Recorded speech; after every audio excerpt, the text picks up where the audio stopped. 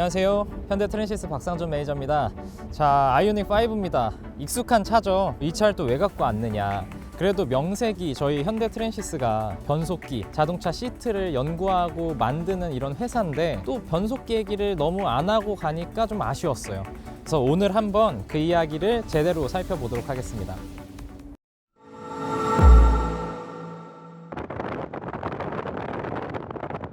이렇게 매끄럽고 강력하게 주행하는 모습이 전기차에서는 이젠 낯설지가 않습니다. 자동차를 탈 때 뭐 8단, 6단 이런 식으로 이름을 붙이는 게 있어요. 바로 변속기죠.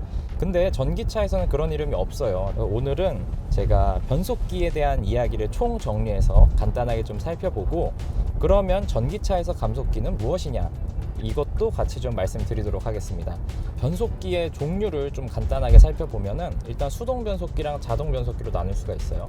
수동 변속기는 우리가 생각하는 그 스틱이라고 부르는 1단, 2단을 전부 다 클러치를 밟으면서 움직이는 그런 변속기고요. 수동 변속기는 장점으로 보면은 구조가 단순하고 부피가 작으니까 작은 차에 넣기가 좋고요. 부품들을 갈아줘야 되는 이슈, 그 메인터넌스 이슈 부분에서는 사실 뭐 클러치 정도만 부품이 닳았을 때 갈면 되니까 그런 부분에서 유지 보수도 굉장히 저렴하게 할 수 있는 장점이 있습니다. 대신에 이제 단점으로는 몸이 힘들죠. 왼쪽 무릎도 계속 밟았다 뗐다 해야 되고 손도 움직여야 되고 다른 일을 할 수가 없어요. 운전만 해야 돼요. 그래서 요즘은 특별히 사용하지 않는다. 그 이유는 너무 불편하고, 그리고 자동 변속기 연비가 또 수동만큼 굉장히 좋아졌기 때문이에요.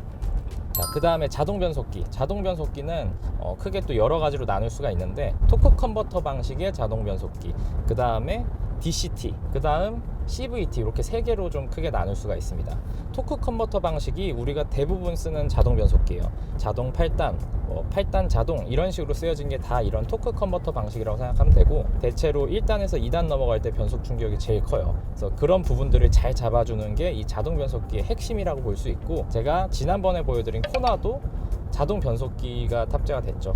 그 다음에 DCT는 수동 변속기 같은 자동 변속기라고 보시면 됩니다. DCT 같은 경우는 듀얼 클러치 트랜스미션이어서 변속기에 클러치가 두 개가 있습니다. 보통 하나거든요. 그래서 두 개가 홀수 쪽, 짝수 쪽을 담당을 해서 미리미리 준비를 하고 있다가 이 단수가 바뀌는 순간에 들어가고 또 들어가고, 단수를 내릴 때도 또 들어가고, 그러다 보니까 변속 속도가 빠른 게 장점이에요.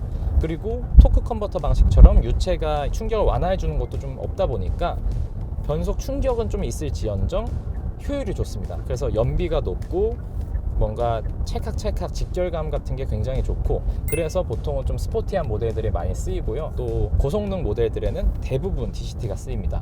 마지막으로 CVT가 있는데, 요거는 무단 변속기다 이렇게 보시면 돼요. 대표적으로 K3 같은데, 아반떼 이런 데 들어가는 IVT가 CVT에 속합니다. 그래서 특정 1단, 2단, 3단 이런 게 없어요.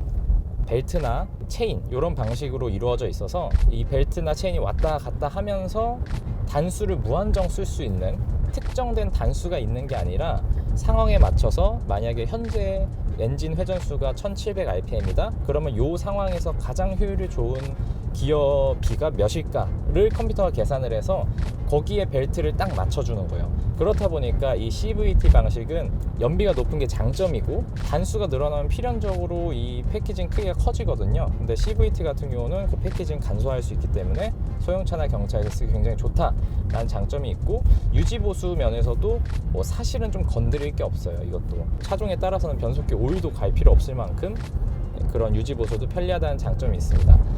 단점으로 꼽을 수 있는 거는 사실 강력한 파워를 감당하기가 어려워요. 그 벨트나 체인이 계속해서 맞물려 있어야만 이 동력을 원활히 전달을 하는데, 만약에 너무 강력한 힘이 갑작스럽게 투입이 돼서 그 벨트나 체인이 조금이라도 어긋나게 된다 하면 정말 큰일이거든요. 그래서 힘이 아주 강력한 차, 그래서 대표적으로 고성능 차에는 CVT가 절대 들어가지 않습니다.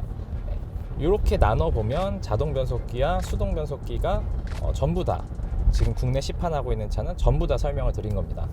엔진이 달린 내연기관 차에서의 변속기는 이렇고요. 그러면 오늘 말씀드릴 이 전기차, 지금 타고 있는 아이오닉 5는 일단 감속기가 들어가 있어요. 감속기 역할도 변속기랑 사실 거의 유사합니다. 모터 같은 경우는 이 특성상 초반부터 강력한 힘이 나와요. 토크가, 최대 토크가 발진 시부터 나옵니다.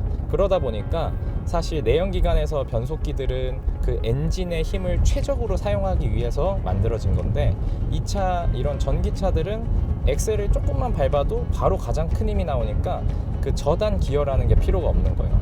아무래도 변속기 역할을 하는 게 감속기가 되기 때문에 감속기의 어떤 그 물리적 특성이나 혹은 뭐 유지 보수되는 능력, 이게 내구성이 좋은지, 예를 들면은 모터가 뭐 EV6 GT 같은 경우는 거의 한 21,000rpm까지 올라가거든요. 엔진에서는 뭐 많이 올라가 봐야 8,9,000rpm 정도, 정말 좀 높게 쓰는 엔진이 10,000rpm 정도를 찍는 그런 사례들이 있는데, 모터 같은 경우는 벌써 20,000rpm을 넘어가는 그런 수치를 보이거든요. 그러니까 그거를 감속시키려면 이 감속기의 역할도 굉장히 중요하다, 이런 말씀을 드리는 거고, 아마 전기차가 더 상용화, 더 대중화가 되고 나면은 감속기의 역할은 훨씬 더 커지지 않을까, 이렇게 생각을 합니다. 자, 이렇게 오늘 변속기 그리고 감속기에 대해서 좀 알아봤는데요. 어떻게 좀 쉽게 그리고 간단하게 설명드리려고 했는데 잘 전달이 됐는지 모르겠습니다.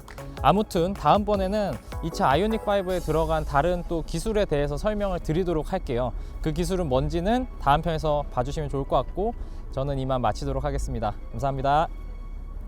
저희 현대 트랜시스에서 그러니까 IVT 변속기부터 토크 컨버터나 DCT, 수동 변속기까지 모든 풀 라인업을 갖추고 있습니다. 모든 국내 혹은 세계적으로 판매되는 변속기 라인업을 전부 다 개발, 생산, 판매하고 있다는 점에서는 뿌듯함이 느껴지는 그런 게 좀 있어서 말씀드렸고,